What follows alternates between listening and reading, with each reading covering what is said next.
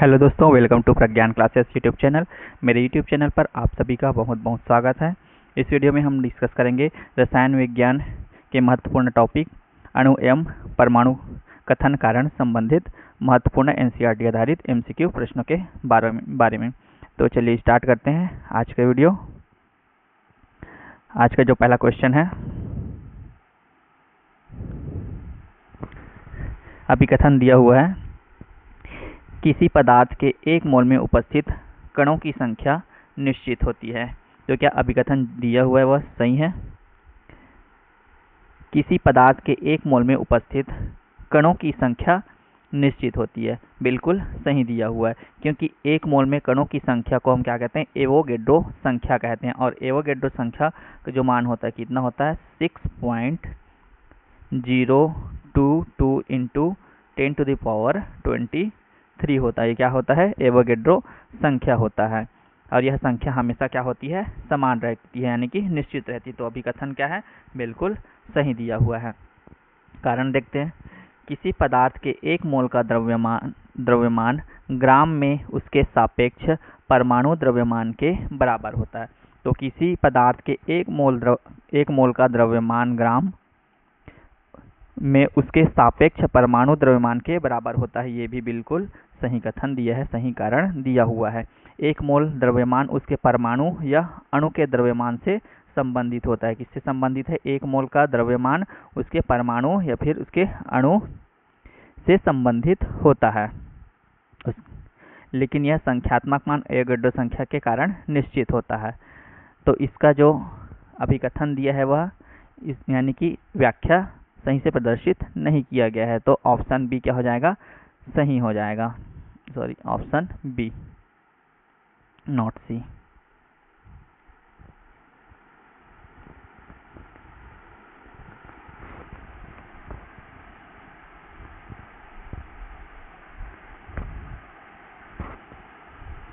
अगला क्वेश्चन देखते हैं।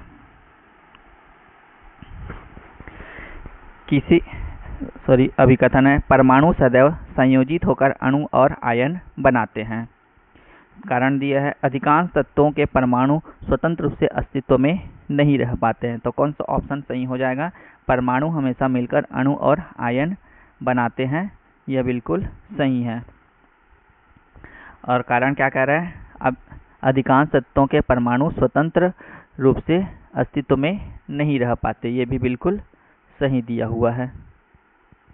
विशेष रूप से जो अक्रिय गैस होते हैं, यानी कि जो नोबल गैस हैं, नोबल गैस जिसको हम क्या कहते हैं? अक्रिय गैस कहते हैं, 18वें समूह का तत्व होता है, के अलावा अन्य तत्वों से संबंधित जो परमाणु होते हैं वे स्वतंत्र रूप से मौजूद नहीं रह पाते हैं। क्या नहीं रह पाते हैं? स्वतंत्र रूप से मौजूद नहीं रह पाते हैं, क्योंकि वे इनका जो अष्टक होता है, यानी कि 8 इलेक्ट्रॉनों के साथ बाहरी आवरण जो है वो इनका भरा रहता है। यानी कि जो बाहरी कक्षक होता है वो पूरी तरह से भरा होने के कारण किसी अन्य के साथ क्या नहीं करते हैं? ये प्रतिक्रिया प्रदर्शित नहीं करते हैं।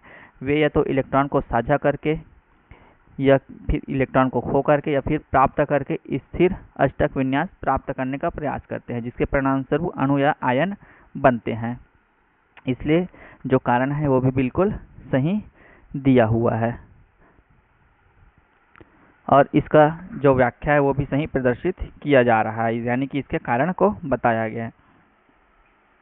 तो कौन सा ऑप्शन सही हो जाएगा? यदि हम उदाहरण के तौर पर ले, जैसे कि 2 हाइड्रोजन परमाणु, कितना? 2 हाइड्रोजन परमाणु है, मिलकर क्या बनाएंगे? हाइड्रोजन अणु में बनाएंगे। तो 2 यानी कि एक अणु का निर्माण कर रहे हैं। और सोडियम की अगर बात करें, सोडियम हो गया, तो सोडियम जो है एक इलेक्ट्रॉन को क्या कर देता है? खो करके क्या बनाता है? सोडियम आयन बनाता है। तो सोडियम आयन भी बन रहा है। और क्लोरीन परमाणु की अगर बात करें, क्लोरीन है, क्लोरीन एक इलेक्ट्रॉन को क्या करता है? गेन करता है, प्राप्त करके क्लोरीन आयन बनाता है। तो इस प्रकार से अणु भी बन सकता है और आयन भी बनाते हैं।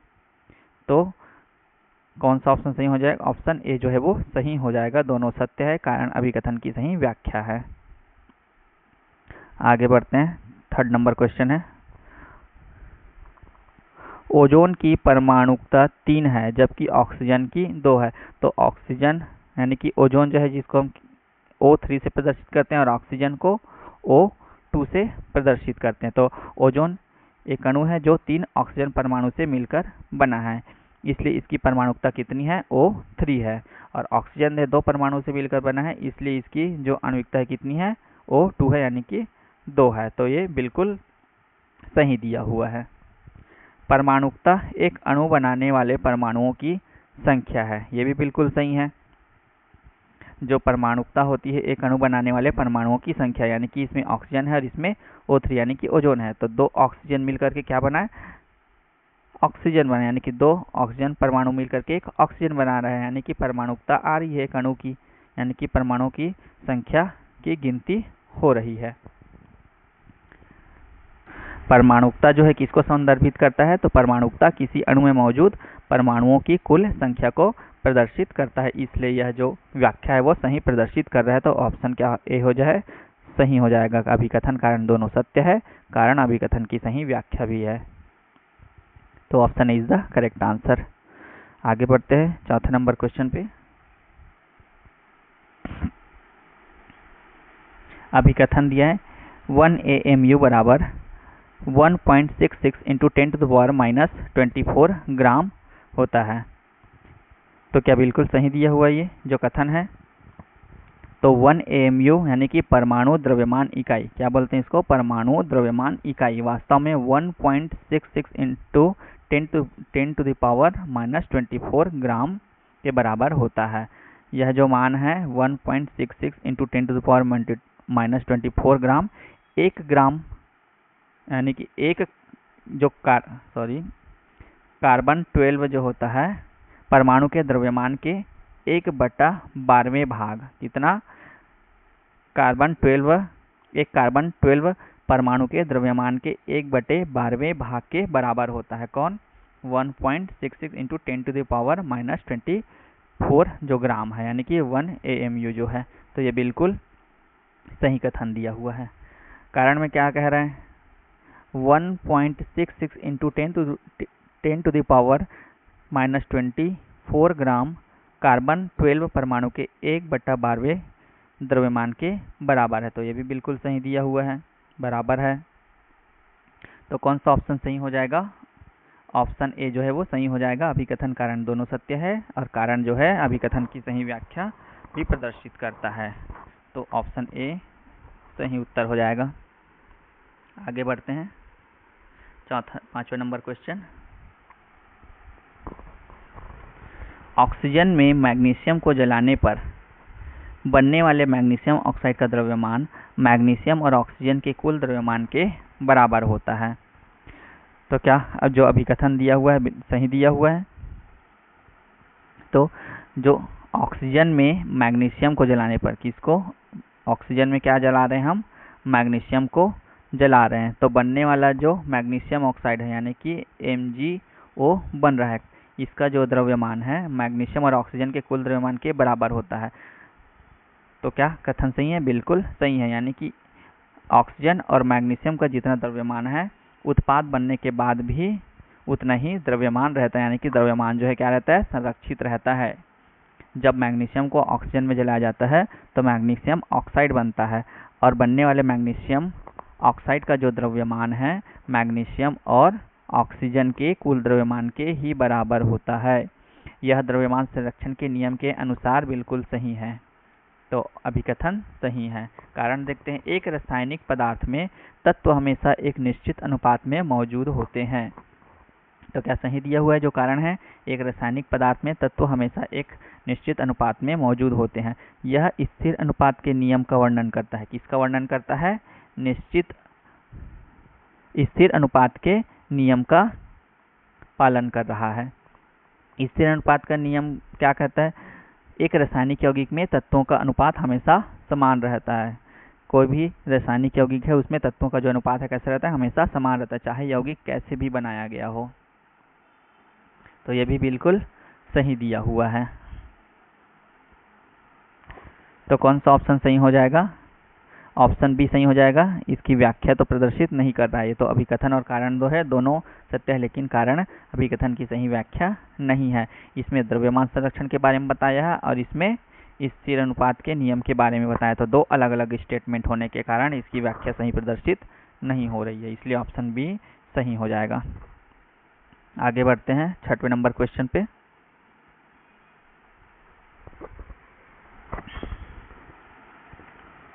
छठवां नंबर क्वेश्चन क्या कहते हैं, अभिकथन दिया है मानक ताप और दाब पर H2O2 यानी कि हाइड्रोजन परऑक्साइड H2O2 का 1 मोल 22.4 लीटर स्थान घेरता है। तो क्या सही दिया हुआ है, जो मानक ताप और दाब यानी कि STP पर,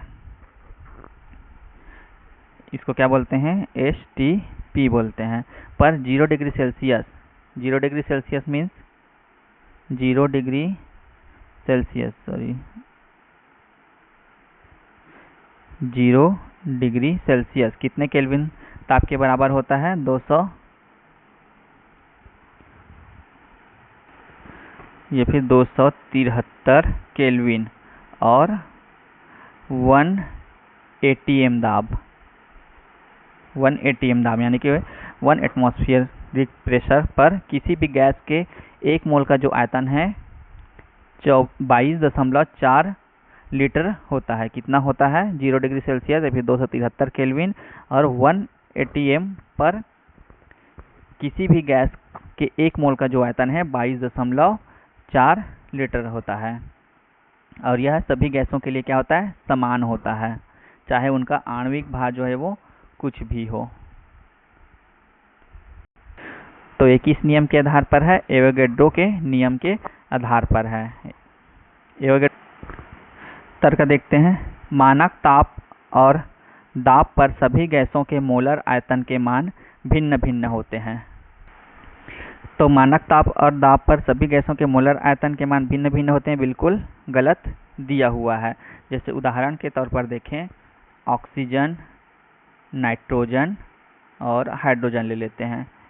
ऑक्सीजन के 1 मोल का आयतन STP पर कितना होता है, 22.4 होगा।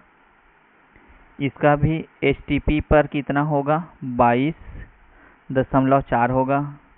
हाइड्रोजन का भी STP देखेंगे तो कितना होता है, 22.4 लीटर होता है। यानी कि जो STP का जो वैल्यू दिया है वो सभी में क्या है, समान दिया है, 22.4 लीटर होगा। तो कारण में क्या दिया है, मानक ताप और दाब पर सभी गैसों के मोलर आयतन के मान भिन्न भिन्न होते हैं। तो बिल्कुल गलत दिए है और ये सही दिए है। तो कौन सा कथन सही हो जाएगा, ऑप्शन सी, अभिकथन सत्य है लेकिन कारण जो है वो असत्य है, सी सही आंसर हो जाएगा। 7वां नंबर क्वेश्चन देखते हैं, ऑक्सीजन का आणविक भार 16 है। क्या ऑक्सीजन का आणविक भार जो होता है वह 16 होता है? बिल्कुल नहीं। ऑक्सीजन को हम किस रूप में प्रदर्शित करते हैं, O2 के रूप में प्रदर्शित करते हैं। और ऑक्सीजन में 2 परमाणु हैं, एक ऑक्सीजन हो गया पहला और ये दूसरा ऑक्सीजन हो गया।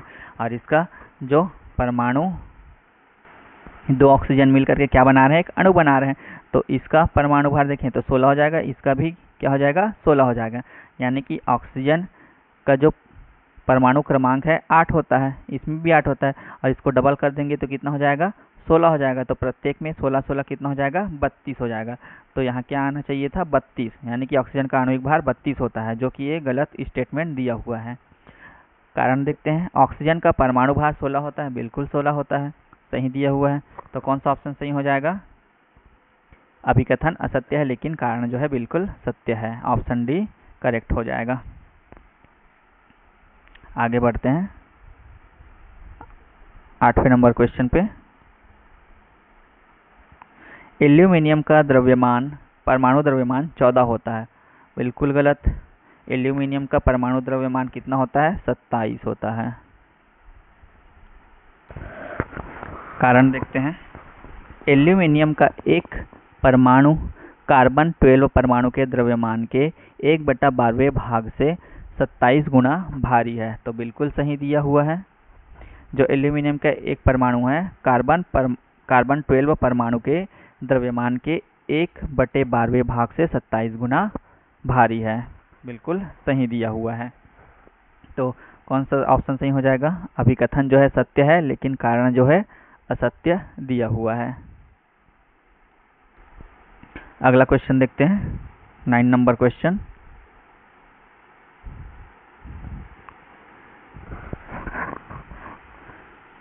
अभिकथन 52 ग्राम हीलियम में हीलियम के मोलों की संख्या 13 होती है। तो क्या 52 ग्राम जो हीलियम है उसमें हीलियम के मोलों की संख्या जो है वो 13 होती है? तो बिल्कुल सही दिया हुआ है। 52 ग्राम हीलियम के मोलों की संख्या 13, ये सही है। यानी कि हीलियम का परमाणु द्रव्यमान कितना होता है? हीलियम है इसका जो परमाणु क्रमांक है वो 2 होता है और इसका परमाणु भार जो है कितना होता है? 4 होता है। यानी कि 4 AMU या फिर ग्राम प्रति मोल होता है। इसलिए 52 ग्राम हीलियम में कितना हो जाएगा? अगर 52 को हम 4 से डिवाइड करेंगे तो कितना आ जाएगा? 13 आ जाएगा। तो बिल्कुल सही अभिकथन दिया है। यानी कि जो 52 ग्राम हीलियम है उसको किससे डिवाइड करना है हमको? हीलियम के परमाणु भार से। जब हम उसको डिवाइड करेंगे तो जो भी मोलों की संख्या है उसका आंसर आ जाएगा। तो 13 आ जाएगा 52 को 4 से भाग देने पर। तो अभिकथन बिल्कुल सही दिया हुआ है। अब देखते हैं कारण को। किसी परमाणु के मोलों की संख्या उसके दिए गए द्रव्यमान और उसके मोलर द्रव्यमान का अनुपात है। तो बिल्कुल सही है। अभी हमने वही देखा, किसी परमाणु के मोलों की जो संख्या है उसके दिए गए द्रव्यमान यानी कि 4 और उसके मोलर द्रव्यमान यानी कि 52 उसके अनुपात में ही होता है। तो बिल्कुल सही दिया है कारण। तो कौन सा ऑप्शन सही हो जाएगा? ऑप्शन ए जो है वो बिल्कुल सही हो जाएगा। अभिकथन कारण दोनों सत्य है और कारण अभिकथन की सही व्याख्या है। तो ऑप्शन ए सही आंसर हो जाएगा। आगे बढ़ते हैं 10वां नंबर क्वेश्चन। एल्यूमिनियम की संयोजकता 3 है और ऑक्सीजन की 2 है। क्या सही दिया हुआ है? एल्यूमिनियम का जो संयोजकता होता है 3 होता है और ऑक्सीजन की 2। तो बिल्कुल सही है। एल्यूमिनियम की जो संयोजकता होती है कितनी होती है? 3 होती है और ऑक्सीजन की जो संयोजकता होती है वो 2 होती है। कारण देखते हैं। एल्यूमिनियम ऑक्साइड का रासायनिक सूत्र Al3O2 होता है। क्या होता है? Al3O2 होता है। तो क्या सही दिया हुआ है जो कारण है वो? बिल्कुल गलत। सॉरी, Al3O2 दिया हुआ है। अच्छा हाँ ठीक, Al3O2 दिया हुआ है। तो ये बिल्कुल गलत दिया हुआ है क्योंकि जो एल्यूमिनियम का जो ऑक्साइड का जो सूत्र होता है क्या होता है? Al2O3 होता है। अगर Al2O3 दिया होता तो सही हो जाता। तो कारण जो है बिल्कुल गलत दिया हुआ है। तो अभिकथन सत्य दिया है लेकिन कारण जो है वो असत्य दिया है। तो ऑप्शन सी क्या हो जाएगा? सही हो जाएगा। आगे बढ़ते हैं। अगला क्वेश्चन है, किसी अणु किसी तत्व या यौगिक का सबसे छोटा कण होता है। क्या कह रहा है? अणु जो है किसी तत्व या यौगिक का सबसे छोटा कण होता है जो स्वतंत्र अस्तित्व में रह सकता है। तो क्या अभिकथन सही दिया हुआ है कि जो कोई भी अणु है किसी तत्व या यौगिक का सबसे छोटा कण होता है जो स्वतंत्र अस्तित्व में रह सकता है? तो बिल्कुल सही दिया हुआ है। पदार्थ की वह सबसे छोटी इकाई जो स्वतंत्र रूप से अस्तित्व में रह सकती है और जिसमें उस पदार्थ के सभी रासायनिक गुण मौजूद होते हैं वो क्या होता है? अणु होता है। कारण देखते हैं। पदार्थ के एक अणु में उपस्थित परमाणुओं की संख्या को उसकी परमाणुिकता कहते हैं। तो बिल्कुल सही है। परमाणुिकता अणु में मौजूद परमाणुओं की कुल संख्या को दर्शाती है। तो बिल्कुल सही दिया है लेकिन व्याख्या जो है वो सही प्रदर्शित नहीं कर रहा है। तो ऑप्शन बी क्या हो जाएगा? सही हो जाएगा। अगला क्वेश्चन है, अभिकथन दिया है प्रोटॉन एक परमाणु से दूसरे परमाणु में स्थानांतरित नहीं हो सकते। क्या सही दिया हुआ है कि प्रोटॉन जो है एक परमाणु से दूसरे परमाणु में स्थानांतरित नहीं हो सकते? बिल्कुल सही। प्रोटॉन जो है एक परमाणु से दूसरे परमाणु में आसानी से स्थानांतरित नहीं हो सकते क्योंकि परमाणु के नाभिक में बहुत मजबूती से बंधे होते हैं। जो प्रोटॉन होता है वो कहाँ होता है? नाभिक में होता है। ये कक्षक हो गया, ये नाभिक हो गया। प्रोटॉन और न्यूट्रॉन होता है। तो जो प्रोटॉन होता है जिसको हम P से प्रदर्शित करते हैं, इस पर पॉजिटिव आयन होता है, धन आयन होता है और ये नाभिक में बहुत ही मजबूती से बंधे रहते हैं। इसलिए दूसरे परमाणु में स्थानांतरित करना आसान नहीं होता है। कारण देखते हैं। प्रोटॉन परमाणु के अंदर उसके नाभिक में गहराई में मौजूद होता है। बिल्कुल सही है। जो प्रोटॉन होता है कहाँ होता है? नाभिक में, न्यूक्लियस में प्रेजेंट होता है, तो बिल्कुल सही दिया हुआ है। और स्पष्टीकरण जो है वो सही दिया है। क्यों दिया है? एक प्रोटॉन एक परमाणु से दूसरे परमाणु में स्थानांतरित नहीं हो सकता। क्यों नहीं हो सकता?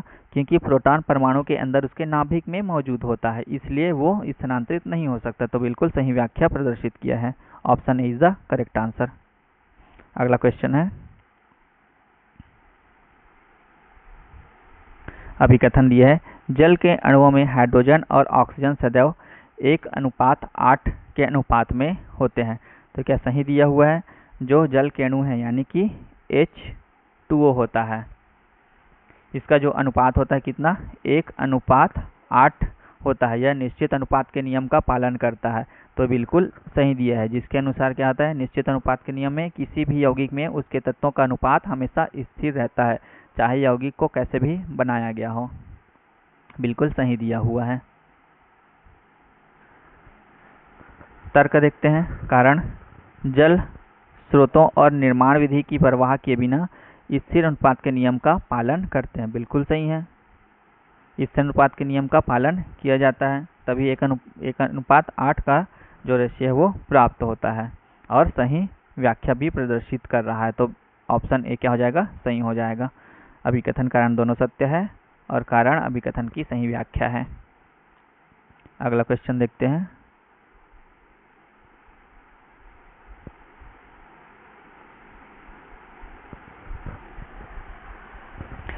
नेक्स्ट क्वेश्चन है, अभिकथन दिया हुआ है, सोडियम आयन पर धन आवेश होता है। तो जो सोडियम आयन होता है उस पर धन आवेश होता है, यानी कि सोडियम को हम धन आवेश से क्या करते हैं? प्रदर्शित करते हैं। सही दिया हुआ है। सोडियम आयन में उदासीन परमाणु की तुलना में अधिक प्रोटॉन होते हैं। तो क्या सही दिया हुआ है? जो सोडियम आयन में उदासीन परमाणु की तुलना में अधिक प्रोटॉन होते हैं, तो बिल्कुल गलत दिया है। यहाँ पर क्या है?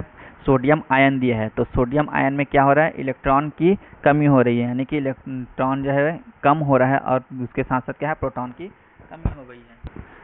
जब सोडियम आयन बन रहा है, यानी कि सोडियम से क्या बन रहा है? सोडियम आयन बन रहा है, तो इसमें क्या हो रहा है? इलेक्ट्रॉन की कमी हो रही है, जिससे प्रोटॉन की तुलना में इलेक्ट्रॉन की संख्या क्या हो रही है? कम हो जाती है।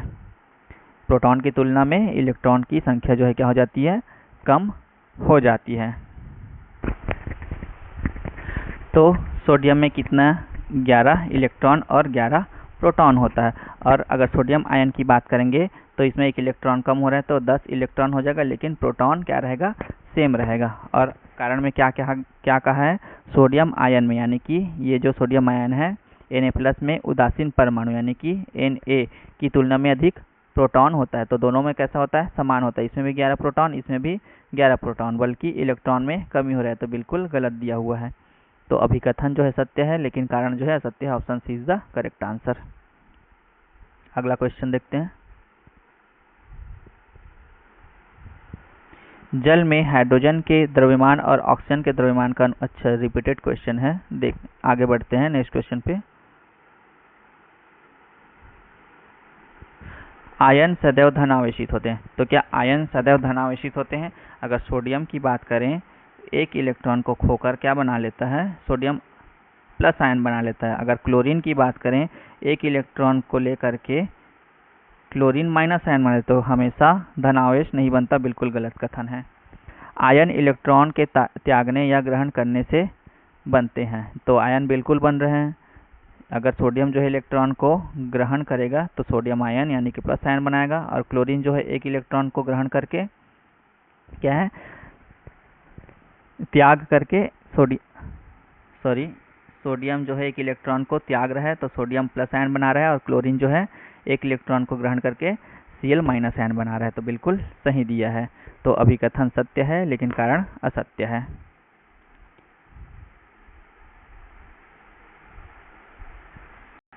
क्वेश्चन देखते हैं, आगे है।